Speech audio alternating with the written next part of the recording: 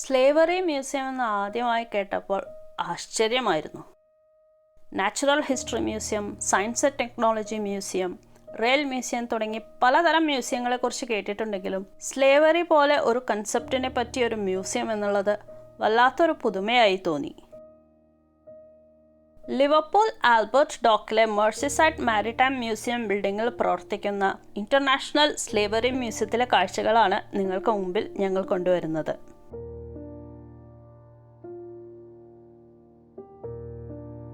Merseyside maritime മ്യൂസിയത്തിൻ്റെ വീഡിയോയിൽ trans Atlantic slave ട്രേഡിൽ Liverpool ഒരു പ്രധാന പങ്ക് വഹിച്ചിരുന്ന കാര്യം ഞങ്ങൾ പരാമർശിച്ചിരുന്നു. ലിങ്ക് മുകളിലും ഇടാം, താഴെ ഡിസ്ക്രിപ്ഷൻ ബോക്സിലും ഇടാം.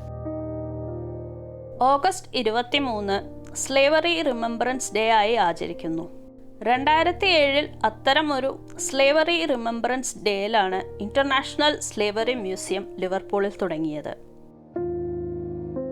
അടിമക്കച്ചവടത്തെക്കുറിച്ചുള്ള വിവരങ്ങൾ, അതിൻ്റെ ചരിത്രം, സമകാലീനാവസ്ഥയിൽ അതിനുള്ള പ്രാധാന്യം, ജനങ്ങൾക്കിടയിൽ ഈ വിഷയത്തെക്കുറിച്ചുള്ള അവബോധം സൃഷ്ടിക്കൽ തുടങ്ങിയവയാണ് ഈ മ്യൂസിയത്തിൻ്റെ ഉദ്ദേശം. പണ്ടത്തെ അടിമക്കച്ചവട കപ്പലുകൾ നേരെയാക്കുകയും നിർമ്മിക്കുകയും ചെയ്തിരുന്ന ആൽബർട്ട് ഡോക്കിലാണ് ഈ മ്യൂസിയം സ്ഥിതി ചെയ്യുന്നത് എന്നതും എടുത്തു പറയേണ്ട ഒരു സംഗതിയാണ്.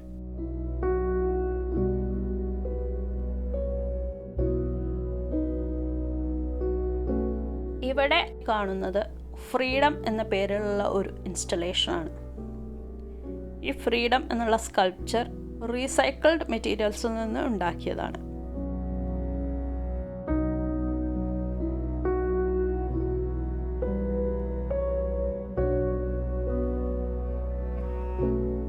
ലിവർപൂൾ പോലെയുള്ള യൂറോപ്യൻ തുറമുഖങ്ങളിൽ നിന്നും കപ്പലുകൾ ആഫ്രിക്കൻ തീരങ്ങളിലേക്ക് പോകും.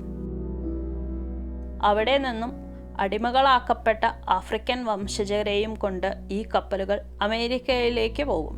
തിരിച്ചു വരുമ്പോൾ പഞ്ചസാര, കാപ്പി, പുകയില, കോട്ടൺ തുടങ്ങിയ സാധനങ്ങളുമായി ഈ കപ്പലുകൾ മടങ്ങും.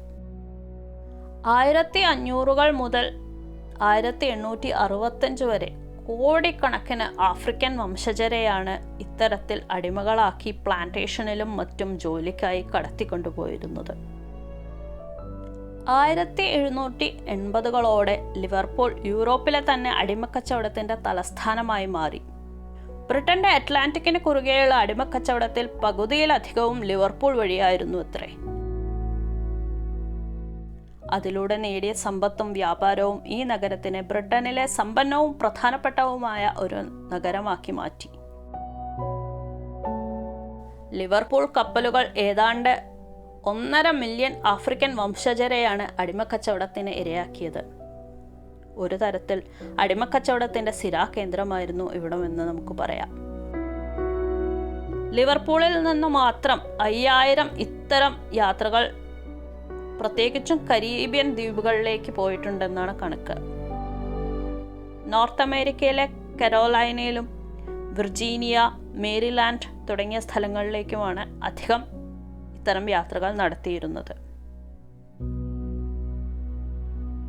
ഒരു പക്ഷേ ലോകത്തിൻ്റെ നാനാഭാഗങ്ങളിലും ഇന്ന് ആഫ്രിക്കൻ വംശജർ എത്തിയതിനു പിന്നിൽ ഒരു കാരണം ഈ അടിമക്കച്ചവടമായിരിക്കാം.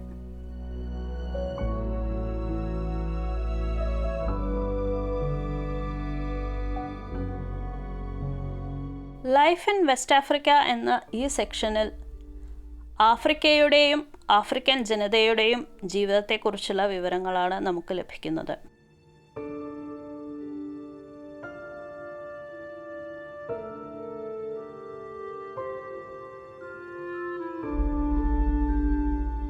അറ്റ്ലാന്റിക്കിന് കുറുകെയുള്ള അടിമക്കച്ചവടത്തിൻ്റെ കഥകളാണ് പറയുന്നതെങ്കിലും ഈ സെക്ഷൻ ആഫ്രിക്കയെയും അതിൻ്റെ ജനങ്ങളെയും നമുക്ക് പരിചയപ്പെടുത്തി തരുന്നു. അവരുടെ സമ്പന്നമായ സംസ്കാരത്തിൻ്റെയും സംസ്കൃതിയുടെയും ഉദാഹരണങ്ങൾ നമുക്കിവിടെ കാണാം.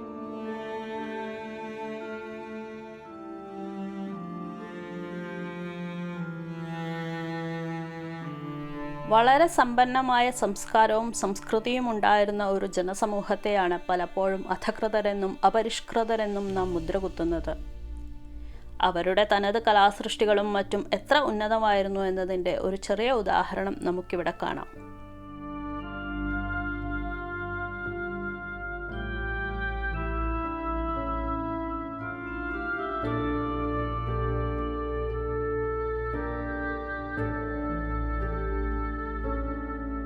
എന്താണ് അടിമത്തം? ശാരീരികമോ മാനസികമോ ആയ ഭീഷണിയിലൂടെ ഒരാളെ കൊണ്ട് പണിയെടുപ്പിക്കുന്നത്. മിക്കപ്പോഴും അത്തരം ആളുകളുടെ ഉടമസ്ഥാവകാശമോ നിയന്ത്രണമോ ഇങ്ങനെ പീഡിപ്പിക്കുന്നവരിൽ നിക്ഷിപ്തമായിരിക്കും. ആളുകളെ തികച്ചും മനുഷ്യത്വരഹിതമായി ഒരു കച്ചവടച്ചരക്ക് പോലെ വാങ്ങുകയും വിൽക്കുകയും ചെയ്യുന്നത് ഇത്തരം സന്ദർഭങ്ങളിൽ സാധാരണമാണ്. മിക്കപ്പോഴും ഇത്തരം ആളുകളെ ബന്ധനസ്ഥരാക്കിയും മറ്റും അവരുടെ സഞ്ചാര സ്വാതന്ത്ര്യം ഹനിക്കാറുമുണ്ട്.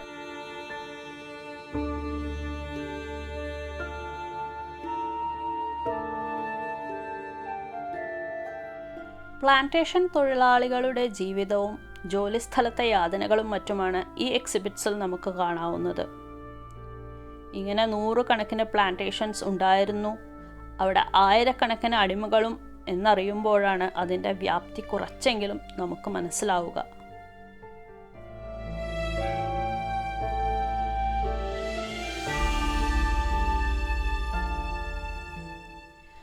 ഇവിടെ അവരുടെ ചെറുത്തുനിൽപ്പുകളെയും പോരാട്ടങ്ങളുടെയും കഥ നമുക്ക് കണ്ടും വായിച്ചും അറിയാം. മനസ്സു മരവിപ്പിക്കുന്ന എത്ര കഥകളാണ് ഇവിടെ ഉള്ളതെന്നോ.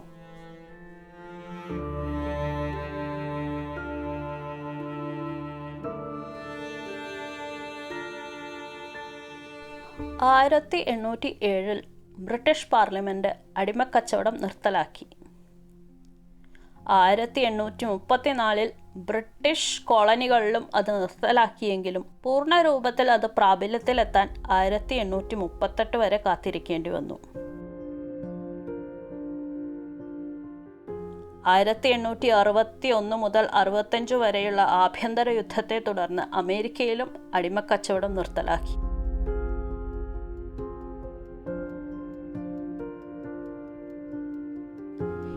ഇവിടെ പ്രശസ്തരായ ആഫ്രിക്കൻ വംശജരുടെ ചിത്രങ്ങളും മറ്റും കാണിച്ചിട്ടുണ്ട്. പലതും നമുക്ക് കണ്ടുപരിചയമുള്ളവയായിരിക്കും.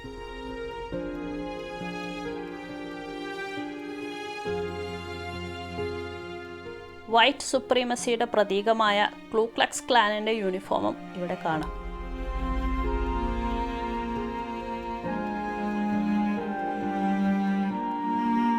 ഇവിടെ ലിവർപൂളിലെ ആഫ്രിക്കൻ വംശജരുടെ കഥകളും പറയുന്നുണ്ട്.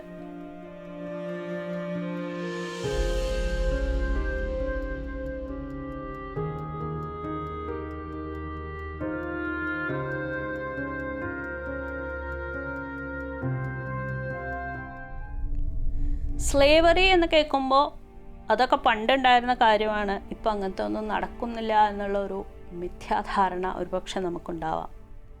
പക്ഷേ ഇന്നത്തെ കാലത്തും പലതരത്തിലുള്ള സ്ലേവറി നടക്കുന്നുണ്ട് എന്നുള്ളതാണ് സത്യം. ബോണ്ടഡ് ലേബർ ഒരു തരത്തിൽ സ്ലേവറിയാണ്. ഒരു ചെറിയ ലോണോ മറ്റോ കടങ്ങളോ വീട്ടാൻ കഴിയാത്ത ആളുകളെ കൊണ്ട് പണിയെടുപ്പിക്കുക. അതുമാതിരി ഹ്യൂമൻ ട്രാഫിക്കിംഗ് ഒരു തരത്തിൽ സ്ലേവറിയാണ്. അതിൽ പ്രധാന ഇരകൾ സ്ത്രീകളും കുട്ടികളുമാണ്. അവർ മാനസിക ശാരീരിക പീഡനങ്ങൾക്കുപരിയായി ലൈംഗിക പീഡനങ്ങൾക്കും ഇരയാവുന്നുണ്ട്. അടിമത്തത്തിൽ എടുത്തു പറയേണ്ട മറ്റൊരു കാര്യം, അടിമയായിരിക്കുന്ന ആൾക്ക് യാതൊരു തരത്തിലുള്ള അവകാശങ്ങളും ഇല്ല എന്നുള്ളതാണ്. അവൻ്റേതായ യാതൊരു തീരുമാനങ്ങളും എടുക്കാൻ അവന് അധികാരമില്ല. ഒരു അടിമ ഉടമസ്ഥന് മാത്രം അവകാശപ്പെട്ട ഒരു സാധനമാണ്. ഒരു ചരക്ക് പോലെ അവനെ ഉപയോഗിക്കാൻ ആ ഉടമസ്ഥന് അവകാശമുണ്ടായിരുന്നു.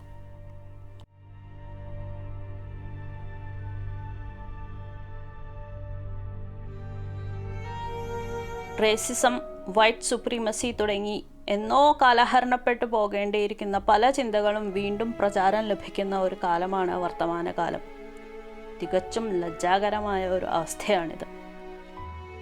ഇത്ര കൊല്ലം കഴിഞ്ഞിട്ടും ഈ 2020കളിലും ആഫ്രിക്കൻ വംശജർക്ക് നേരെ നടക്കുന്ന വംശീയാധിക്ഷേപങ്ങളും ആക്രമണങ്ങളും സൂചിപ്പിക്കുന്നത് അടിമത്ത ഉടമസ്ഥ സങ്കല്പം പൂർണ്ണമായും നമ്മുടെ മനസ്സുകളിൽ നിന്നും മാഞ്ഞുപോയിട്ടില്ല എന്നുള്ളത് തന്നെയാണ്.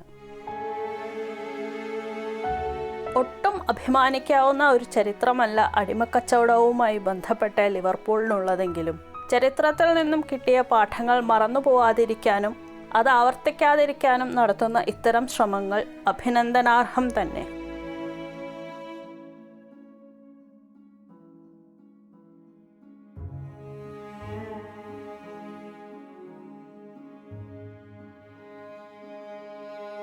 ഏറെ ഗൗരവമുള്ള സങ്കീർണതയുള്ള ഒരു വിഷയമാണ് ഇത്തവണ ഞങ്ങൾ നിങ്ങൾക്ക് മുമ്പിൽ അവതരിപ്പിക്കാൻ ശ്രമിച്ചത്. വിഷയം അത്ര സങ്കീർണമായതുകൊണ്ട് തന്നെ ചെറുതായി ഒന്ന് അതിനെക്കുറിച്ച് പറഞ്ഞു പോകാനേ ഞങ്ങൾക്ക് സാധിച്ചിട്ടുള്ളൂ. ഇതിനെക്കുറിച്ച് കൂടുതൽ അറിയണമെങ്കിൽ ഞങ്ങളുടെ കയ്യിലുള്ള ചില സൈറ്റ്സിൻ്റെ ലിങ്കും മറ്റും താഴെ ഡിസ്ക്രിപ്ഷൻ ബോക്സിൽ ഇടാം. താല്പര്യമുള്ളവർ വായിച്ചു നോക്കണം. ഒരുപാട് ഇൻഫർമേഷൻ അതിൽ നിന്ന് ലഭിക്കുന്നതാണ്. ഈ വീഡിയോ ഇവിടെ വൈൻഡപ്പ് ചെയ്യാണ്. അടുത്ത ആഴ്ച പുതിയ ചില കാഴ്ചകളുമായിട്ട് വീണ്ടും വരാം. അടുത്ത തവണ കാണുന്നവരെ take care, stay safe, by.